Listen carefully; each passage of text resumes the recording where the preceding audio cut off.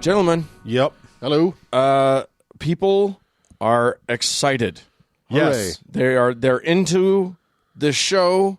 More importantly, they're probably into... I've never listened to it. Is it good? No, No. it's okay. It's pretty tedious. You can't tell any of us apart. I gave it a 5-star review because I know that I don't want to be a dick. Yeah, anything other than that is a super dick move. Right. So I gave it a 5-star review for sure. It's not a great show, but some people are pretty stoked about it, and they're stoked about the our partnership with the FFRF for this month. Yeah. So we have some people to thank, and boy, y'all came through for us. Let me tell you. Yeah. So we've got some people. We're going to be doling out some saints. We're going to be doing some heavens. We got it all. Awesome. Baby. I'm going to start with big thanks go to Corey, to Michelle, to Mr. Jonathan. To Lucas, who is apparently out of contextually edgy names, to Jennifer, and we've got some saints. I'm gonna give one to Uncle Doug. You've got a saint for Zach. Oh my God. Your saint is Saint Patricia of the greater Burbank, California area. Saint Patricia is the patron saint of failed actors and casting couch cleaners. God. Yeah. Yeah, there you go, Zach. That's your Saint Patricia. Hard to imagine why Burbank would be, appropriate for that saint, but sure. Why not? Why not? These just are whatever comes to us, so we can't really do much about. Right. What happens? Zach, congratulations on that. Uncle Mark, why don't you give one to Matthew? Matthew, well, let's see. I'm gonna go for a classic. I'm gonna go for Saint Blabagale of Texarkana, and Saint Blabagale is the patron saint of commercial weed control and early American handicrafts.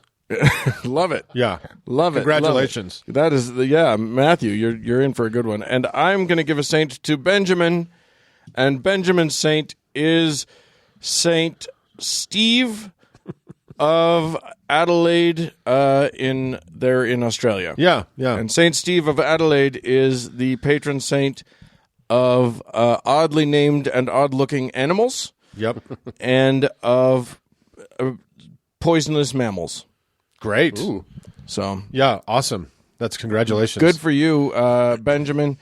And we also have some heavens to dole out. What a week. People. Wow. Now, I'll remind people that, if you give it different levels, you get different benefits. The bennies start rolling in, baby. Yeah.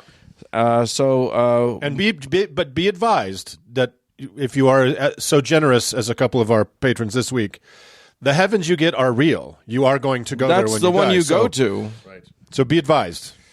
So enjoy that. Mark, why don't you dive in? You've got a heaven, don't you? I do, and I believe this heaven has been earned by the generosity of Rick. Yes, indeedy. Well, Rick, your generosity has seen that the gods will indeed bless you in the grand eternity. Rick, you are clearly a man of great learning and discernment, and clearly a seeker of great knowledge and wisdom. Why else would you lend your generous support to a show such as ours, lest ye seek wisdom? Yeah. The gods will send you to a forever among the assembled knowledge of the world. Your heaven, Rick, is the library. Aw. Once past the pearly gates, you see a grand neoclassical building of such majesty you can barely breathe. Your escorting angel gestures for you to climb the mountain of steps, assuring you that this unimaginable temple of learning is to be your reward for a life well spent. Upon entering, you see soaring statuary of some of the greatest thinkers, poets, and writers from all across human history. Plato, Sappho, Aristotle, Homer, Grisham, Clancy, Steele, and beyond those commanding figures, what looks to be an eternity of stacks, endless shelves of books, 100 feet high and stretching to the horizon in all directions. Scholars and philosophers from all the regions and times of the world bustle about you, and you can converse with any of them here forever. The mind reels. As your orientation angel beckons you to follow, you pass thick volumes of the familiar canon of Western thought, Eastern philosophy, and then some you don't recognize. Oh, sweet God, the writing and poetry of civilizations long lost to history is stacked to the clouds here. from the prehistoric songs of the Aborigines to the long-extinct Xantacax of Asia Minor. Every scribbling or muttering of every sage and scholar and comic ever is preserved in this temple. You follow your guide deeper into the labyrinth, and you realize there's an even greater complexity to this place than you can comprehend, because here are millions of volumes of our pre-human selves and cousins, the dazzling complexity of the various Neanderthal religions, the satirical sagas of early Homo erectus, and the compendiums of poems of hominids unknown to living men. Rounding a corner, you see that it's not just human and nearly human knowledge stored and preserved here, but, dear God, the collected thoughts and musings of all sentient life on Earth that could fill 10,000 mortal libraries, the secret language of the blue whale, the cacophonous fiction of the porpoise, the dreamlike philosophical meditations of the crows, the baffling and brooding sophistry of the cephalopods. And then, on to creatures of the great ages before man. You can't believe this is all here for you. Your angel flips up one of those gate thingies in a counter and summons you to join. Odd, but all right. You see,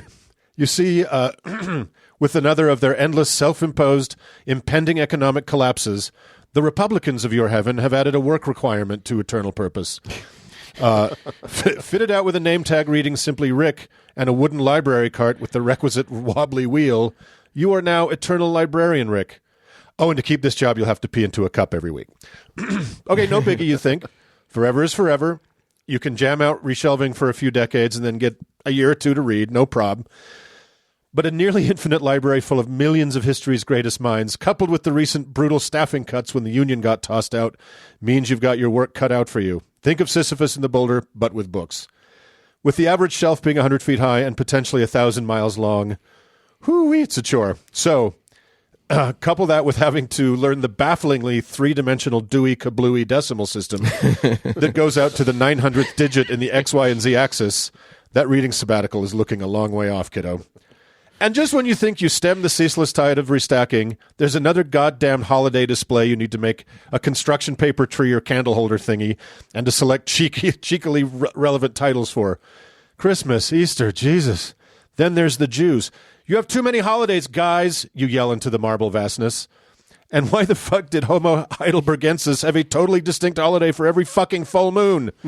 Shocked patrons shush you whenever you have one of your outbursts. Ha ha, very funny, you hiss, as you shush them right back. You're the shusher. Get the fuck out of here with all the shushing at me you spit out under your breath. And would it kill Janice in special collections to take her lunch an hour later so you could eat your egg salad sandwich and celery sticks alone in peace? Pushing this goddamn cart around all day just to find Thomas fucking Aquinas beating off in the juvenile section again.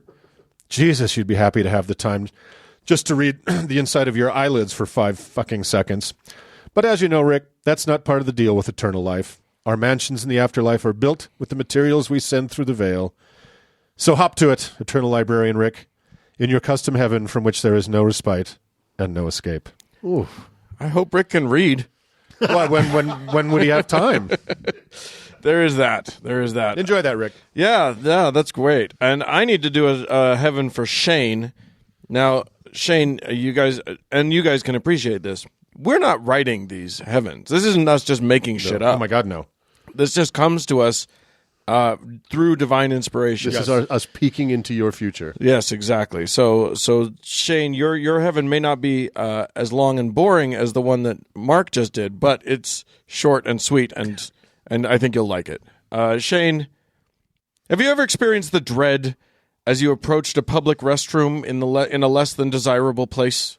Maybe you were in a grungy gas station and suddenly felt the call of nature, or maybe those last 3 beers at that disgusting dive bar just kicked in. Or maybe that questionable fried something on a stick at the county fair hit you with a tummy rumble sufficient to compel you to brave the porta-johns. Or maybe you went to China at some point. If you have experienced any of these nightmare scenarios, you know that there's little worse. Now, Shane, I'd like you to envision the opposite experience. Maybe you've stayed in a luxury hotel, or eaten at a 3 Michelin-starred, $200 a plate high-end restaurant. Whatever the scenario, I'd like you to imagine the best bathroom experience possible. Maybe it's gorgeous marble-clad walls and gold swans for fixtures, or the warmth and comfort of wood tones surrounding you. The toilet with warmed seat and built-in Japanese bidet plays comforting flowing river sounds that mask your own disgusting noises, and your favorite scents permeate the air, keeping your nostrils safe from the vileness that invariably emanates from your nasty doings. Well, buddy, get ready for that kind of luxury, because that extravagant lifestyle will be yours for eternity, which is to say that bathroom. The rest of the time will be basically the same as this life. Schlepping back and forth to work, dealing with the headaches of daily nuisances like home repairs and nosy neighbors. The same mix of annoying and nice that you deal with now. But oh, Shane, the bathroom trips. No matter where you are or what debauched misery you decide to engage in, when it comes time to pinch a loaf, you'll do so in such glorious style, it'll all feel worthwhile. The walls will be clean, you could eat off the floor, and the hoop will be immaculate. Always. Your turds will float away from you with a flush that will take all your worries away with them, and you'll rejoin the workaday grind, clean and fresh, with a renewed sense of peace and freedom. So all hail evacuation, because Shane... so stupid... You're in heaven. Get it? You're in heaven. Oh, see what I did there? That's amazing. I made a pun. You sure did. The kids love puns. That's about as close to heaven as anything I've ever heard. Yeah, I would totally go. That's pretty worth heaven. Pretty worthwhile. Yeah, I thought you might. I thought you guys might respond to that. Yeah. You, Doug, because I know that you are very picky about the room in which you evacuate. I've traveled across state lines to get to a safe toilet before, and you just, Mark, because you just go a lot. I write a lot of my segments on the toilet. You write everything you do is on the toilet. Pretty much.